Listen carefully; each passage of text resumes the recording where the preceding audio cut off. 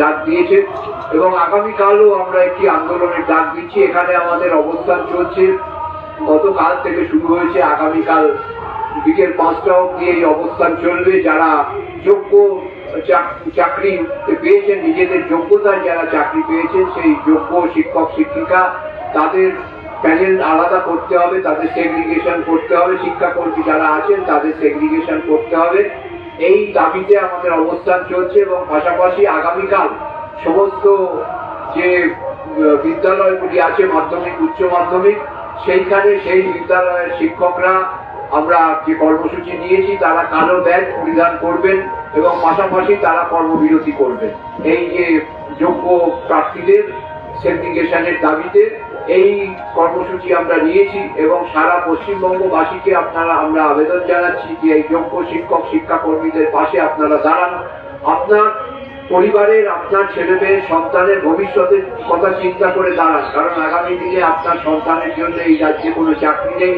10 বছর ধরে কোনো এসএসসির পরীক্ষা হয়নি, যেটা লজ্জার কথা। 2016 সালে হয়েছিল, আর এই 2025 সাল আসতে চলেছে, কোন রকম পরীক্ষা হয়নি। লক্ষ লক্ষ বেকার, তারা বিএসসি এমএসসি পাস করে ঘুরে বেড়াচ্ছেন চাপা করে, তাদের কাজ নেই। নানাভাবে তারা দুর্নীতিতে জড়িয়ে পড়ছেন, সে পাসপোর্ট কেলেঙ্কারি হোক বা অন্য কেলেঙ্কারি হোক। চাকরি না থাকলে যা হয়, অপরাধী সর্বরাজ্যে পরিণত হচ্ছে। তো এর জন্যই আমরা আগামীকাল এই পেন ডাউন কর্মসূচি এবং কালো ব্যাজ পড়ার কর্মসূচি হাই স্কুলগুলোতে ডেকেছি এবং যে প্রত্যেককে আবেদন জানাচ্ছি যে যেখানে আছেন সরকারি স্তরে বা আদার স্কুলগুলোতে যারা আছেন, তারাও এই কালো ব্যাজ পরিধান করে আমাদের এই যোগ্য প্রার্থী যারা, তাদের সেগ্রিগেশনের যে আমরা দাবি করেছি সেই সেগ্রিগেশনের দাবি সপক্ষে দাঁড়ান। যোগ্য প্রার্থীদের কোনোভাবে বঞ্চিত করা চলবে না, তাদের কারো চাকরি বাতিল করা চলবে না। আলাদা করে যোগ্য প্রার্থীদের জন্য আলাদা করে লিস্ট করতে হবে। এবং আরেকটা কথা আমরা শুনতে পাচ্ছি যে আবার নাকি পরীক্ষা নেওয়ার একটা এইরকম কথা সরকার বলবে। সেখানেও আমরা বলছি যে আবার পরীক্ষা নেওয়া মানেই হচ্ছে আবার আরেকটা দুর্নীতির শিকার তারা হবে। যারা পরীক্ষা দিয়ে একবার যোগ্যতা প্রমাণ করেছে তার তো এখানে কোনো প্রশ্ন নেই। সুতরাং আমরা তারও বিরোধিতা করছি এবং যে প্যানেলে নিজেদের যোগ্যতায় যারা চাকরি পেয়েছেন তাদের চাকরি রক্ষা করতে হবে এবং রাজ্য সরকারকে, এসএসসিকে সেইভাবে তাদের কোর্টে সওয়াল করতে হবে। সেগ্রিগেশন যে সম্ভব, এটা আগের দিনও বলেছে, রাজ্য সরকারও সেটা বলবে, এইটা আমরা আশা করি। না হলে আগামী দিনে আরো তীব্র আন্দোলন আমরা করে তুলব। আচ্ছা, আগামীকালের কর্মসূচিটা আরেকবার একটু বলো। দাঁড়ান, এক মিনিট। অডিও প্রবলেম হচ্ছে নাকি? দাঁড়ান এক মিনিট।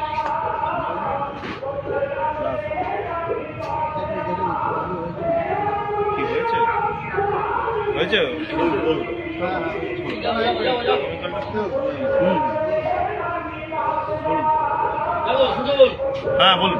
আগামীকালে আমরা যে কর্মসূচি নিয়েছি সেটা হচ্ছে আমাদের এই অবস্থান বিক্ষোভ যেমন চলছে সেরকম চলবে এবং তার পাশাপাশি কালো ব্যাজ পরিধান করা, অর্থাৎ এই যে সরকার যে দুর্নীতি করেছে তার বিরুদ্ধে প্রতিবাদ করা এবং যারা যোগ্য কর্মবিরতিতে অংশগ্রহণ করবে, এইটা আমাদের আগামীকালের কর্মসূচি।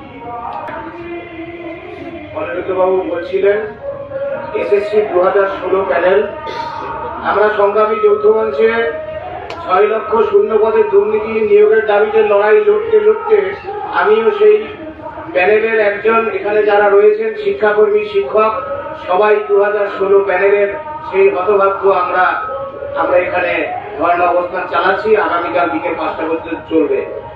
আপনাদের মিডিয়ার মাধ্যমে জানাতে চাই, রাজ্যের মুখ্যমন্ত্রীর কাছে আমরা আবেদন রাখছি তারা যেন যোগ্য শিক্ষক শিক্ষিকা এবং শিক্ষাকর্মীদের একটা পৃথক লিস্ট দিয়ে অযোগ্য যারা অবৈধভাবে যারা চাকরিটা কিনেছে তাদেরকে বিদ্যালয় শিক্ষা থেকে বিতাড়িত করে বাংলার শিক্ষা ব্যবস্থাটাকে বাঁচাক।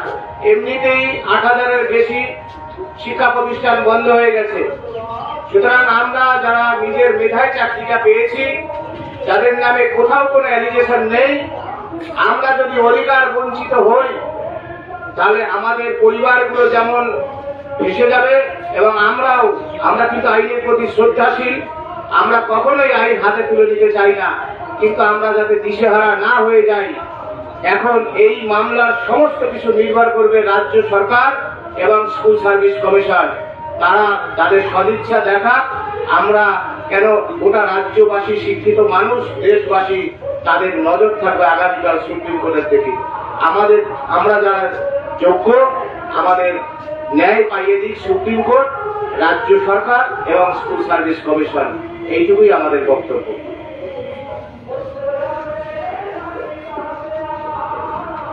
নমস্কার।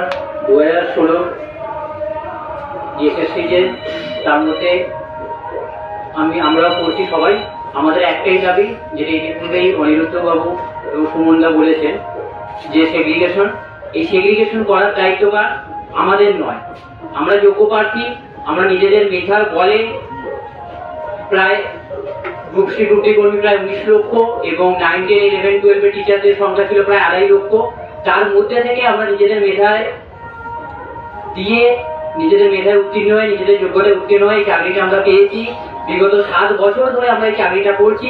শুধু এই অপরাধ এসএসসি এবং বকলমে কলেজের রাজ্য সরকার তাদের এই দুর্নীতির শিকারে আমাদের চাকরিটা যেতে বসেছে।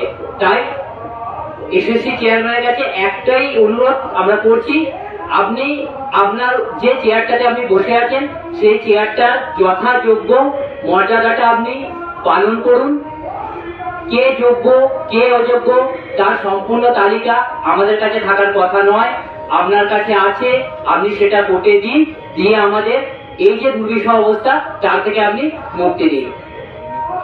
আর মাননীয়ার কাছেও আবেদন, আপনিও এসএসসি চেয়ারম্যানের সঙ্গে আমাদের যোগাযোগ আছে। যদিও আপনি বলবেন যে এসএসসি হচ্ছে স্বশাসিত সংস্থা, কিন্তু এখন যাবতীয় জিনিস আপনার নখদর্পণে, আপনার অঙ্গুলি মিলন ছাড়া কোনো জিনিস ঘটে না পশ্চিমবঙ্গে, সেটা আমরা সবাই জানি। আপনিও চাইবেন যে এসএসসি যাতে এই যে সেগ্রিগেশন, কে যোগ্য কে অযোগ্য তার যথাযোগ্য তালিকা আগামীকাল সুপ্রিম কোর্টের সামনে তুলে ধরুন, যাতে আমরা সসম্মানে স্বমহিমায় পূর্বের মতো স্কুলগুলোতে আমরা মাথা উঁচু করে যেতে পারি এবং আধুনিক প্রজন্মের যে শিক্ষা ব্যবস্থা তার প্রতিও ওনাকে সম্পূর্ণ সজাগ থাকতে হবে, এটাই আবেদন রাখছি।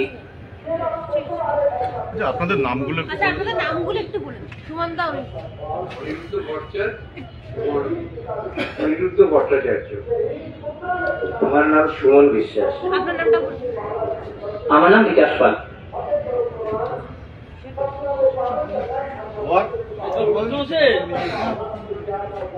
বন্ধ করলাম। হ্যাঁ,